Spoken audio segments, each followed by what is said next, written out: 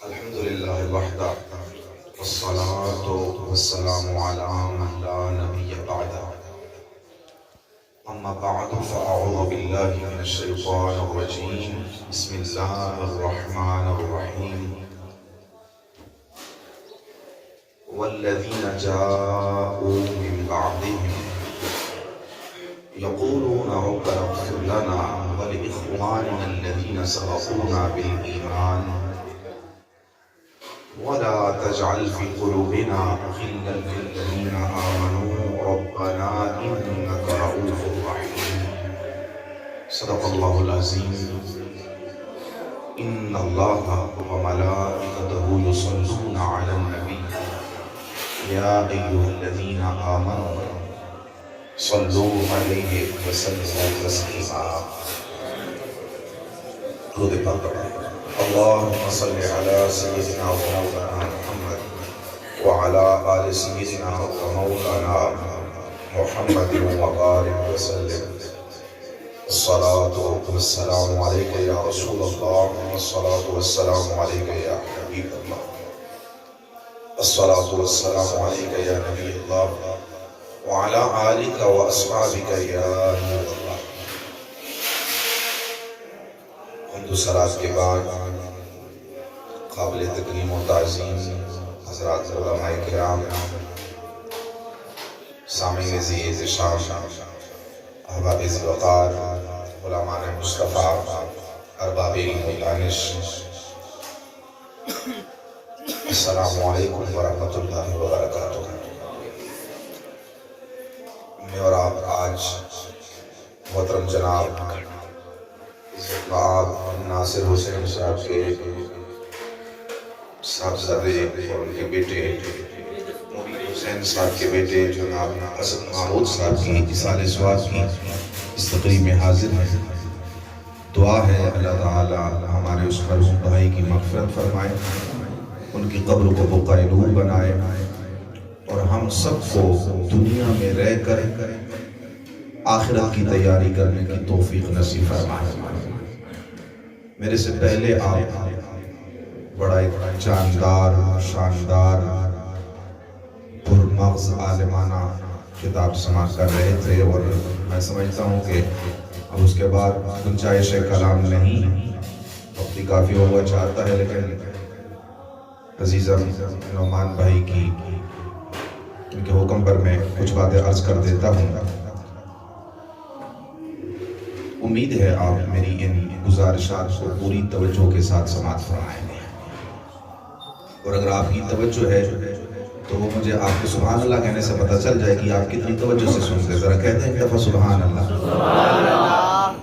حضرات، چونکہ اصالِ ثواب کی یہ تقریب ہے اور میرے محترم فاضل دوست خوبصورت انداز میں وہ پورا موت کا منظر اور موت کا نقشہ آپ کے سامنے پیش کر رہے تھے کہ جب انسان فوت ہوتا ہے اس کی روح کیسے نکلتی ہے، پرواز کرتی ہے، اور کس طرح سے فرشتے ایک مومن کی روح کو لے کے جاتے ہیں اور کس طرح سے اس کی روح قفس خنصری سے پرواز کرتی ہے اور حق سبحانہ و تعالیٰ کی بارگاہ میں اس کی پیشی ہوتی ہے۔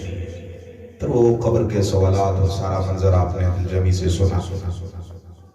میں جو بات عرض کرنا چاہتا ہوں وہ یہ کہ آج ہم اس جہان رنگ و بو میں موجود ہیں، اس کائنات پست و بالا میں ہم زندہ جاوید موجود ہیں اور ہم سانسیں لے رہے ہیں، ہماری زندگی بسر ہو رہی ہے، اور یہ ہم سب جانتے ہیں کہ یہ فانی زندگی ہے،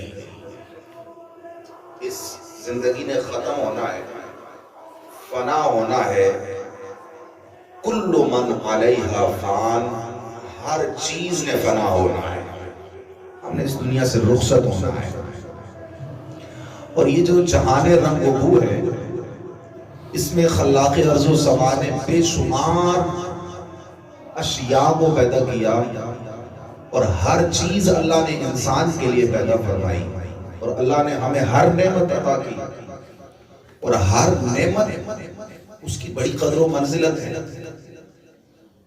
اب آنکھ کو لے لیں، بینائی اللہ تعالیٰ کی بڑی نعمت ہے، اور اگر آنکھ نہ ہو تو انسان کو دکھتا نہیں ہے، نظر نہیں آتا ہے، اور اس کی قیمت پوچھنی ہو، قدر پوچھنی ہو تو اس سے پوچھئے جو نابینا ہے، جس کی آنکھیں نہیں ہیں، جو انکھیارا نہیں ہے، جس کی روشنی نہیں ہے، تو وہ یہ کہتا ہے یار میری ساری دولت لے لی جائے، مجھے آنکھیں مل جائیں۔ یوں ہی اگر کسی کے کان نہیں ہے نا، سن نہیں سکتا، تو اس کے لیے وہ سماعت اس کو مل جائے، یہ اس کے لیے سب سے بڑی نعمت ہوتی ہے۔ سمجھ سے بات آ رہی ہے میری؟ تو یوں ہی اللہ رب العالمین نے بے شمار نعمتیں کائنات میں پیدا فرما کر انسان کو عطا کی، بلکہ یہ ساری زمین رب العالمین نے حضرت انسان کے لیے تخلیق فرمائی، اور رہنے کے لیے رب العالمین نے زمین انسان کے لیے بچھونا بنایا، اور چرخ نیلی فام کو رب العالمین نے انسان کے لیے چھت بنا دیا، اور پینے کے لیے اللہ نے پانی کی نہریں جاری کر دی، اور آنکھوں کو خیرہ کرنے کے لیے رب العالمین نے یہ سرسبز لہراتے باغات اور کھیتوں کھلیان پیدا کر دیے۔ الخرس اللہ نے ہر نعمت انسان کے لیے پیدا کی، ہر نعمت کی بڑی قدر ہے، لیکن ہم سوچتے ہیں اس کائنات کی ان گنت لا تعداد لا محدود انلیمیٹڈ نعمتوں میں سے سب سے قیمتی نعمت کون سی ہے؟ بولے سبحان اللہ۔ سبحان اللہ۔ اللہ کا نام لینے درج کے بولو سبحان اللہ۔ سب سے قیمتی نعمت کون سی نعمت ہے؟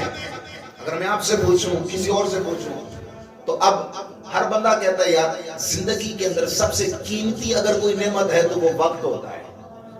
ایسا ہی ہے نا؟ قیمتی کیا چیز ہوتی ہے؟ وقت ہوتا ہے۔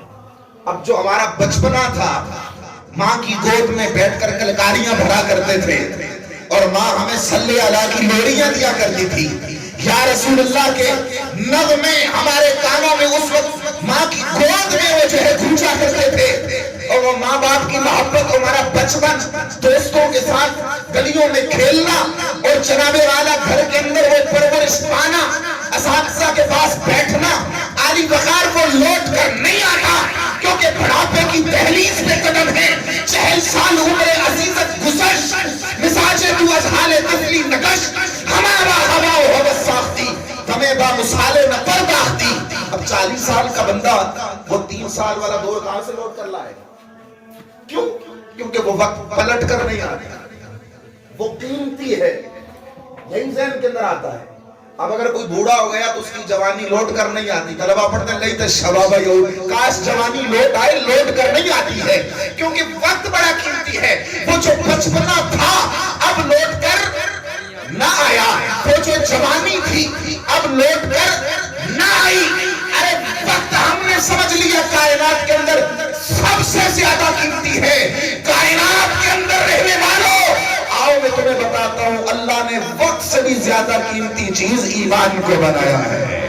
سبحان اللہ۔ بولیں سبحان اللہ۔ اللہ نے وقت سے بھی زیادہ قیمتی ایمان کو بنایا ہے، اور اللہ جس کو ایمان عطا کرتا ہے، اللہ تعالیٰ جس کو دولت ایمان عطا کرتا ہے، یوں سمجھ لیں اللہ تعالیٰ اس کو ساری کائنات عطا کر دیتا ہے۔ سبحان اللہ۔ سبحان اللہ بولو یار۔ ایمان جس کو اللہ عطا کرتا ہے، تو آج ہمارے بزرگ گاؤں میں بوڑھے بوڑھے یہی کہتے ہیں، جب ان سے کہا جانا کو دعا کرے تو وہ یہی دعا کہتے ہیں، اللہ ایمان علی زندگی تے ایمان تے موت عطا کرے۔ نہیں کہتے ہیں نا، اللہ ایمان علی زندگی تے ایمان علی موت عطا کرے۔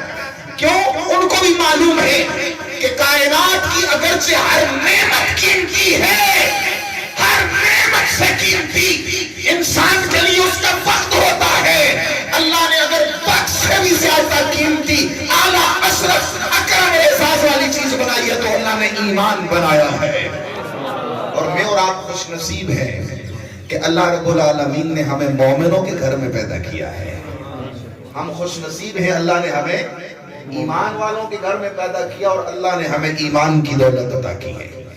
اور جس کو اللہ ایمان دے دیتا ہے، اور بندہ جب ایمان والا دنیا سے جاتا ہے نا، دنیا سے ایمان والا جاتا ہے، تو پھر اس کے لیے جہاں پر ہم زمین پہ بیٹھ کر مومن دعائیں مانگتے ہیں، اللہ کے عرش والے فرشتے بھی اس مومن کے لیے دعائیں مانگتے ہیں، کیونکہ وہ مومن بڑا قیمتی ہوتا ہے۔ ذرا ایک دفعہ محبت سے کہیں سبحان اللہ۔ سبحان اللہ۔ میرا رب قدیر قرآن مجید فرقان حمید برہان رشید صحیفہ انقلاب کتاب رشد و ہدایت کے اندر اعلان فرماتا ہے الذین یحملون العرش ومن حولہ یسبحون بحمد ربهم ویؤمنون به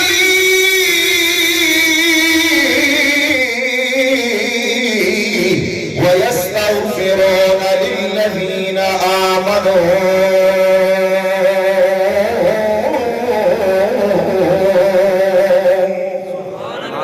میرا رب قدیر اعلان فرماتا ہے کائنات پست و بالا کے اندر رہنے والوں، اے جہان رنگ و بو کے باسیوں مکینوں رہنے والوں، رب اعلان کرتا ہے الذین یحملون العرش ومن حولہ، رب العالمین کے وہ فرشتے جو اللہ رب العالمین کے عرش کو پکڑے ہوئے ہیں، اس کو اٹھائے ہوئے ہیں، اور اس اللہ کے عرش کے ارد گرد جن کی ڈیوٹی لگی ہوئی ہے، اے اللہ وہ کام کیا کرتے ہیں؟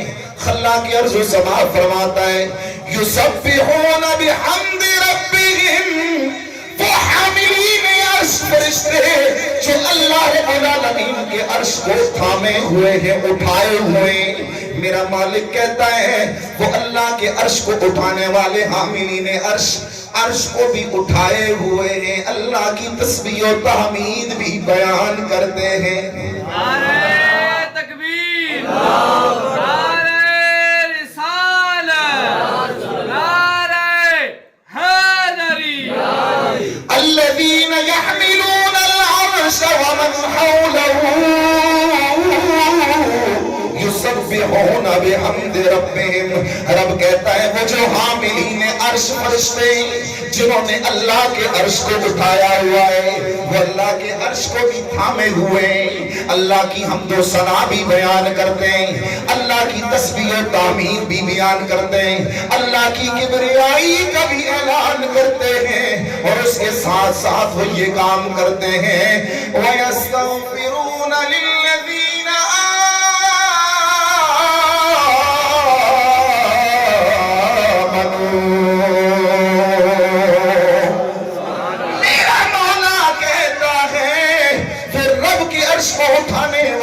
فرشتے جہاں پہ اللہ کی حمد و ثنا بیان کرتے ہیں، جہاں پر مولا کی تسبیح و تعمید کرتے ہیں، وہاں پر مومنوں کے لیے اہل ایمان کے لیے بخشش و مغفرت کی دعائیں بھی کرتے ہیں۔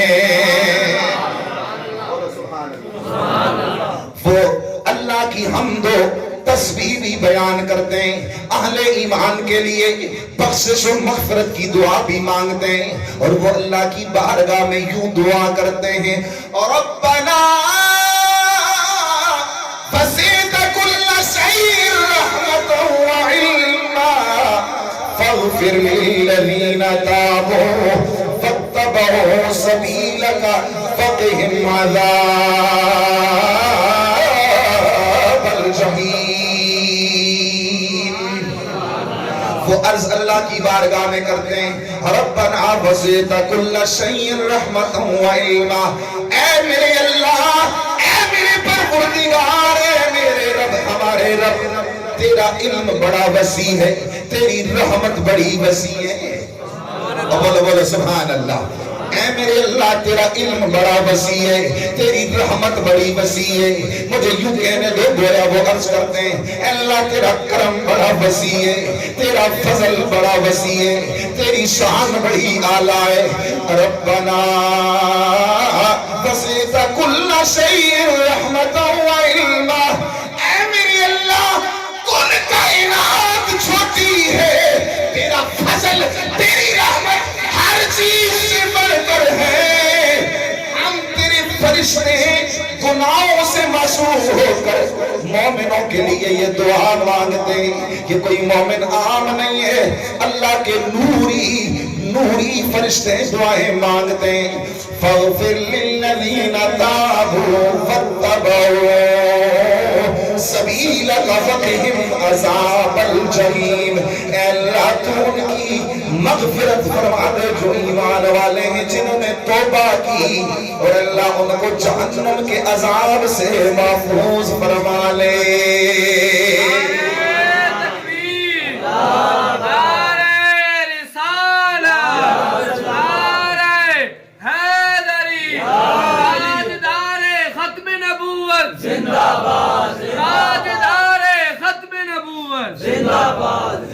میرے آقا امام الانبیاء صلی اللہ علیہ وآلہ وسلم کا کلمہ پڑھنے والوں، میرے محبوب کے غلاموں، حضور کے امتیوں، اپنی قسمت پر ناز کرو، اپنے مقدر پر فخر کرو۔ رب العالمین نے ہمیں اپنے محبوب کا غلام اور امتی بنایا ہے۔ یہ رسول اللہ کی غلامی وہ ہے کہ جب رسول اللہ کا غلام دنیا سے جاتا ہے تو زمین والے بھی اس کے لیے دعائیں مانگتے ہیں، عرش والے بھی اس کے لیے بخشش و مغفرت کی دعائیں مانگتے ہیں۔ میرے آقا امام اہل سنت، سبحان اللہ، امام اہل سنت، امام عاشقاں، سیدی اعلی حضرت شاہ امام محمد رضا خان علیہ رحمت الرحمن صاحب کنز الایمان، آپ وجد کے اندر آ کر جھوم جھوم کے کہتے ہیں کہ جب بندہ مومن دنیا سے جاتا ہے اس وقت ماحول کیا ہوتا ہے، اس وقت سامان کیا ہوتا ہے، اس وقت دنیا کے اندر منظر کیا ہوتا ہے، عرش کے اوپر منظر کیا ہوتا ہے۔ سیدی اعلی حضرت فرماتے ہیں عرش پر دھومیں مچے وہ مومن صالح ملا، عرش پر دھومیں مچے وہ مومن صالح ملا، اور فرش پر ماتم اٹھے وہ طیب کا گر گیا، فرش پر ماتم اٹھے وہ طیب کا گر گیا۔ جب ہمارے اسد بھائی دنیا سے گئے، ہم سب کی لبوں پر، اہل محلہ کے لبوں پر یہ تھا یارو بڑا اچھا بندہ تھا، بڑا اچھا انسان تھا، بڑا محبت کرنے والا انسان تھا، بڑا با اخلاق انسان تھا، اہل خانہ کی آنکھیں بھی نمناک تھیں، اہل محلہ کے دل بھی رنجیدہ تھے۔ وہ کیوں؟ اس لیے کہ وہ میرے نبی کا امتی دنیا سے گیا۔ دیولی کہہ دو سبحان اللہ، کیونکہ سردیاں بندہ سردیاں میں نہ ہل سک رہے تھے نہ سبحان اللہ کہہ سکتے تھے۔ اب تو تب کہ سبحان اللہ یار، تو ہر آنکھ نمناک تھی۔ وہ ہمارا بھائی مومن دنیا سے گیا، نمازیں پڑھنے والا گیا، رسول اللہ کا میلاد منانے والا گیا، امام الانبیاء کی نعتیں پڑھنے والا گیا۔ وہ اتنا پیارا انسان تھا، عرش پر دھومیں مچے وہ مومن صالح ملا، اور فرش پر ماتم اٹھے وہ طیب کا گر گیا، فرش پر ماتم اٹھے وہ طیب کا گر گیا۔ تو میں عرض کر رہا تھا یہ ایمان اتنی قیمتی دولت ہے، اتنی عظیم نعمت ہے کہ اللہ نے اس سے بڑھ کر کوئی اور نعمت پیدا ہی نہیں کی ہے. سبحان اللہ. بولو سبحان اللہ. اسی واسطے بزرگ ای دعا منگنے نے نا جیسے پہلے عرض کی تھا, اے اللہ اسا کی ایمان علی موت ایمان علی زندگی نصیب فرمائی. ایمان علی زندگی تے ایمان علی, اور دعا کرو اسا بھی یہ دعا منگنے اللہ اسا کی ایمان علی زندگی تے ایمان علی موت نصیب فرمائی. کیونکہ انسان کی زندگی کا کوئی بھروسہ نہیں ہے, کوئی پتہ نہیں ہے کب سانس کی ڈوری ٹوٹے, آنکھیں بند ہو اور پھر آنکھیں کھلیں ہی نہ اور انسان دنیا سے چلا جائے.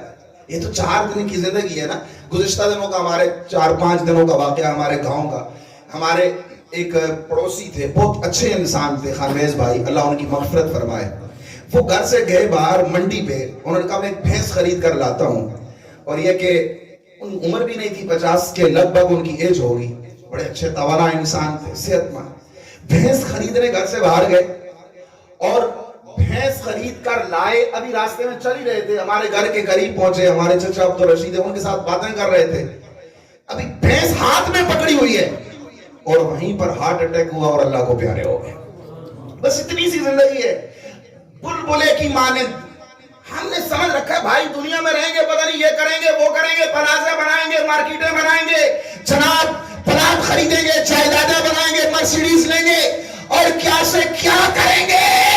اس دنیا کی ریل بیل اور دنیا کی چکا چوند کے اندر ہم اتنے کھو کر رہ گئے کہ وہ کریم رب کے جس نے ہمیں پیدا کیا اور وہ کریم رب جس نے ہمارے رہنے کے لیے دنیا کے اندر زندگی بسر کرنے کے لیے کائنات کی ہر نعمت ہمیں عطا کر دی, آج ہم اسی رب کو بھول بھلا کے بیٹھ گئے.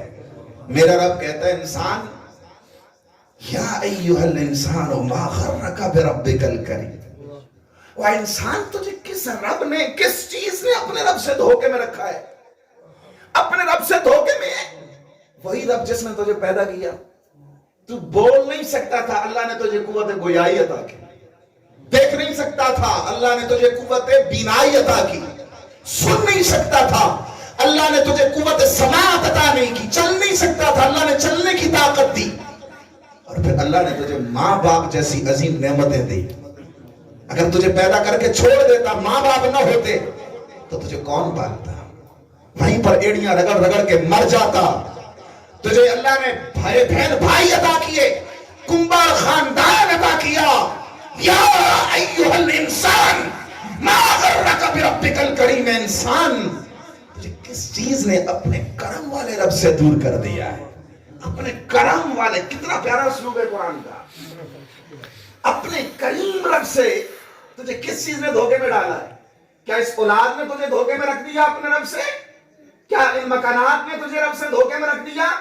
کیا ان گاڑیوں کی وجہ سے تو اپنے رب کے حضور حاضر نہیں ہوتا ہے؟ کیا یہ جو محلات بنائے ہوئے یہ اس قابل ہیں کہ ان کی وجہ سے تو رب کو بھول جائے؟ یہ دنیا کی چاہ, حسمت, طاقت, مال, منال اور عزت, اس کی وجہ سے بظاہر جو تمہارا پروٹوکول ہے, اس کی وجہ سے تو اللہ کے حضور اپنی زمین نیاز نہیں چکاتا.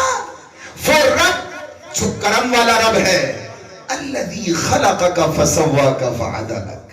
وہ رب جس نے تجھے پیدا کیا, وہ رب جس نے تجھے پیدا کیا. یارو اگر ہم کہیں جا رہے ہو نا, کوئی اگر ہماری گاڑی کا کرایہ دے دے تو ہم زندگی بھر احسان بھولتے نہیں ہیں.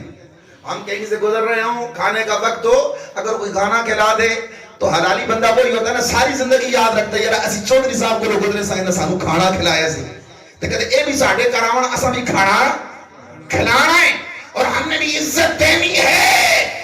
ہمارا دنیا داروں کے لیے اتنا معیار ہے تو وہ رب جس نے ساری کائنات ہمارے لیے بنائی ہے, کیا ہمارا اتنا بھی حق نہیں بنتا کہ ہم اس رب کے حضور سجدہ ریز ہو جائیں؟ اتنا بھی حق نہیں بنتا ہے.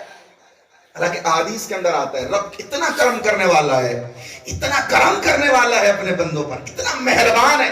میرے آقا سید عالم صلی اللہ علیہ وآلہ وسلم فرماتے ہیں قیامت کا دن ہوگا, ایک گنہگار کو لایا جائے گا, سیاہکار, بدکار, ساری زندگی غلط کام کرتا رہا اور جس کو ہم کہتے ہیں نا نہ منہ نہ متھا جن پاڑو لتھا, کچھ عمل نہیں. اللہ کے حضور حاضر ہوگا. اب رب کے حضور تو کوئی بہانہ نہیں چلے گا, وہاں پر کوئی ایسی بات چھپ بھی نہیں سکتی ہے اور ایسا بھی نہیں کہ وہاں پر گول مول کوئی بات ہو جائے. اللہ تو علیم بذات الصدور ہے, وہ تو انسان کے دلوں کی چھپی ہوئی باتوں کو جانتا ہے، وہ تو علام الغیوب ہے، ہر غیب کو جاننے والا ہے۔ مصطفیٰ کریم فرماتے ہیں قیامت کے دن وہ بندہ آئے گا نا مولا کے حضور جب آئے گا تو اللہ رب العالمین اس کو فرمائے گا اے میرے بندے تو نے فلاں گناہ کیا تھا کہ نہیں کیا تھا؟ اب وہاں پر تو چھپ نہیں سکے گا، تو وہ کہے گا اے اللہ میں نے کیا ہے، اقرار کرے گا، تو وہاں پر تو اقرار کرنا پڑے گا، کیونکہ اس دن اليوم نختم على افواہہم وتکلمنا ایدیہم وتشہد ارجلہم بما كانوا یکسبون۔ انسان کے منہ پر مہریں لگا دی جائیں گی زبان پر، اور انسان کے اعضاء بتائیں گے کہ وہ ان اعضاء کے ساتھ کیا کرتا رہا۔ جسم کے اعضاء بولیں گے مولا ہمارے ساتھ اس نے یہ بدکاری اور ہمارے اس وجہ سے اس نے یہ برے کام کیے تھے۔ اللہ کہے گا بندے بتا یہ کام کیا ہے، اب کرتا کیا نہ مرتا، پھر عرض کرے گا مولا کیا ہے، پھر اللہ کہے گا یہ کیا ہے، ہر ایک گناہ گن گن کر بتا جائے گا۔ اب میرے رب کا کرم دیکھو، مولا کتنا کریم ہے۔ وہ پوچھے گا اللہ یہ کیا ہے، کہے گا اللہ کیا ہے، پھر رب کہے گا یہ کیا ہے، وہ عرض کرے گا اے اللہ کیا ہے، تو اللہ رب العالمین فرمائے گا اے میرے بندے جہاں ہم نے تجھے معاف کر دیا ہے تیرے گناہوں کو نیکیوں میں تبدیل کر دیا ہے۔ اور بولو سبحان اللہ۔ رب العالمین قرآن مجید فرقان حمید کے اندر ارشاد فرماتا ہے اِلَّا مَنْ تَابَ وَآمَنَ وَعَمِلَ عَمَلًا صَالِحًا فَأُولَئِكَ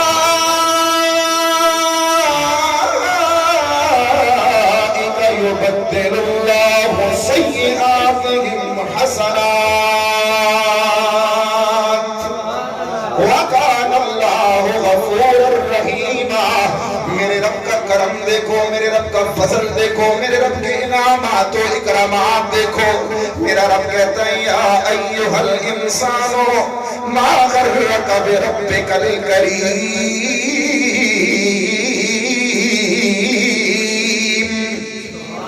اے انسان تجھے اپنے کرم والے رب سے کس چیز نے دھوکے میں رکھا؟ میرے رب کا کرم کتنا ہے؟ اللہ فرماتا ہے چاہے جتنا کوئی گنہگار کیوں نہ ہو، جتنا بدکار کیوں نہ ہو، اس میں زنا، چوری، چکاری، شراب نوشی، فحاشی، بے حیائی، جو بھی برا کام کیا ہو، الا من تاب وآمن وعمل عملا صالحا، پھر اس گناہوں سے اس نے توبہ کر لی، ایمان کو قبول کر لیا، نیک عمل کرنا شروع ہو گیا۔ رب کہتا ہے لوگوں کائنات کے اندر رہنے والوں اب میرے کرم کو دیکھو، میرے فضل کو دیکھو۔ اگرچہ گنہگار تھا، ساری زندگی اس نے گناہ کیے، اللہ کہتا ہے فَأُولَٰئِكَ يُبَدِّلُ اللَّهُ سَيِّئَاتِهِمْ حَسَنَاتٍ۔ یہی وہ لوگ ہیں کہ اللہ رب العالمین ان کے گناہوں کو نیکیوں میں تبدیل کر دے گا۔ نعرہ تکبیر، نعرہ رسالت، نعرہ حیدری۔ قیامت کا دن ہوگا، رب العالمین اس انسان کو اس کے گناہ گنوائے گا، اے میرے بندے بتا تو نے یہ گناہ کیا یا نہیں؟ بندہ اقرار کرے گا مولا یہ بھی میں نے کیا ہے، پھر اللہ فرمائے گا بتا یہ بھی تو نے کیا یا نہیں؟ فرض کرے گا مولا یہ بھی میں نے کیا ہے، پھر اللہ کہے گا یہ والا بھی کیا یا نہیں؟ وہ کہے گا میں نے یہ بھی کیا ہے۔ اب بندہ گھبرایا ہوا ہوگا، پریشانی کا عالم ہوگا، ظاہر پریشانی تو ہوگی، گناہوں کی دلدل میں دسا ہوا ہے، لیکن اللہ کا کرم اتنا ہوگا، اللہ رب العالمین فرمائے گا آ میرے بندے جہاں میں نے تیرے گناہوں کو بھی معاف کر دیا ہے، تیرے گناہوں کو نیکیوں میں تبدیل کر دیا ہے، تیرے گناہوں کو نیکیوں میں تبدیل کر دیا ہے۔ اب وہ بندہ کہے گا کہ کاش میں کچھ اور بھی کہہ دیتا، یہ بھی کیا ہے تاکہ اس کو بھی نیکی بنا دی جائے۔ یہ رب اتنا کریم ہے۔ لوگوں جو رب اتنا کریم ہے، اپنی حالت ہم دیکھیں، ہم اپنے اس رب سے کتنے بھاگے ہوئے ہیں، ہم کتنی نمازیں پڑھتے ہیں، کتنی آخرت کی تیاری کرتے ہیں۔ تو میں عرض کر رہا تھا کہ ایمان اتنی بڑی دولت ہے نا کہ اگر نفس ایمان حاصل ہو، بندہ مومن ہو، بندہ ایمان والا ہو، بندہ رسول اللہ کا امتی ہو، تو پھر اس کو مولا کے حضور یہ شان ملتی ہے کہ اس کے لیے زمین والے بھی دعائیں مانگتے ہیں، آسمان والے بھی بخشش و مغفرت کی دعائیں مانگتے ہیں۔ اور بولو سبحان اللہ۔ الحمدللہ آج ہم یہاں پر بیٹھ کے نا یہ جو دعائیہ تقریب کر رہے ہیں، بخشش کی دعا مانگ رہے ہیں اسد بھائی کے لیے، اللہ ان کی قبر کو بقائے نور بنا، اخروی منازل آسان فرما، والدین ہیں، بہن بھائی ہیں، گھر والے سارے بیٹھے ہوئے ہیں۔ پتہ چلا یہ کوئی شرک و بدعت نہیں ہے، الٹا اور کوئی نیا کام نہیں کر رہے، ہم یہ وہی کام کر رہے ہیں جو رب کے نوری فرشتے آسمانوں کے اوپر مومنوں کے بدلے بخشش کی دعائیں